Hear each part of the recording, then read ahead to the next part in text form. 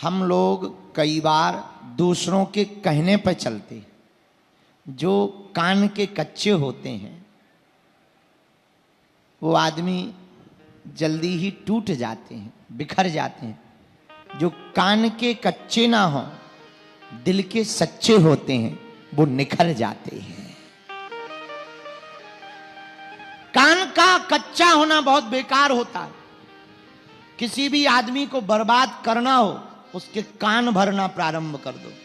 एक दोहा बचपन में हमने पढ़ा था, करते करते अभ्यास के जड़मति होत सुजान, रसरी आवत जायते सिल पर परत निशान। बार बार रस्सी का पत्थर पर चलाने से रस्सी के निशान उस पत्थर के ऊपर, कुआं की पाट पर पड़े हुए पत्थर के ऊपर पड़ जाते हैं। मेरे पागलों, जब पत्थर जैसे कठोर के ऊपर कोमल सी रस्सी का निशान पड़ जाता है, उसी प्रकार बार बार कान भरने वाले लोग भी इंसान का, महान इंसान का ध्यान भटका देता है। इसलिए कान भरने वालों से सावधान। ये बहुत लंबी लंबी फेंकते हैं, कान भरने वाले लंबी लंबी फेंकते। एक हमारा मित्र था, 3 मित्र थे सिरसा के, यहीं हरियाणा के रहे होंगे, चंगीलाल, मंगीलाल, ढंगीलाल, 3 मित्र। हाँ 3 मित्र, और तीनों महान गप्पेबाज। पहला मित्र बोला, हमारे पिताजी को नहीं जानते, 4 घंटे नदी में तैरते हैं, इतने पावरफुल हैं। दूसरा बोला, तुम्हारे बाप क्या खाक है, हमारे बाप तो तुमसे ज्यादा। बोले क्या? बोले पूरे दिन नदी में डूबे रहते हैं। तीसरा बोला, तुम छोड़ो, हमारे बाप की तो सुनो। बोले क्या? बोले 4 साल पहले नदी में गए थे, आज तक नहीं आए।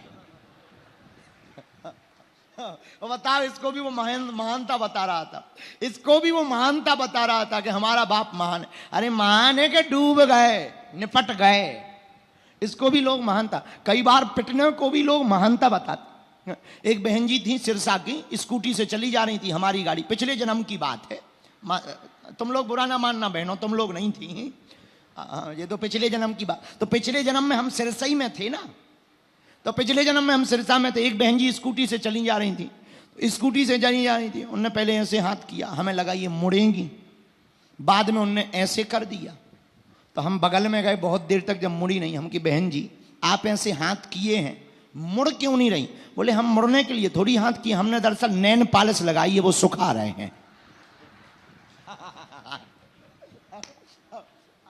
अंगा तुम्हारी जय हो बहन जी, कोई कार से हाथ निकाल कर नैन पालिश सुखाता। हमें पे बाद में पता लगा हम सिरसा आ गए हैं। ऐसे ऐसे महान लोग। अच्छा वही बहन जी की एक और घटना है। वही बहन जी एक दिन स्कूटी से जा रही थी, स्कूटी से गई और जैसे ही दरवाजे के पास पहुंची और फिसट करके गिर गई। हमने तुरंत गाड़ी से, हमने उठा उठा उठा, बहन जी गिर गई, बहन जी गिर गई, बहन जी। अरे बोले गिरे नहीं है, हम ऐसे ही उतारते हैं। पांव पैर छिल गए, हाथ छिल गए, लाल पड़ गए। हम कहे बहन जी गिर गई, गिर गई, डॉक्टर बोला। अरे बोले नहीं नहीं नहीं, डॉक्टर की जो, हम दरअसल ऐसे उतारते ही हैं।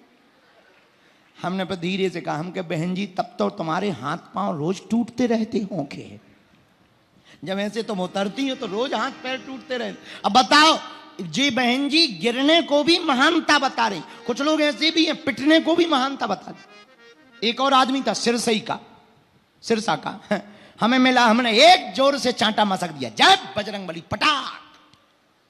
धीरे से बोला, तुमने बताओ, ये बताओ मजाक में मारा है कि सही में मारा है? हमने कहा हम मजाक करते ही नहीं, सही में मारा। पता है वो क्या बोला? ठीक मारा, क्योंकि हमें मजाक पसंद नहीं है।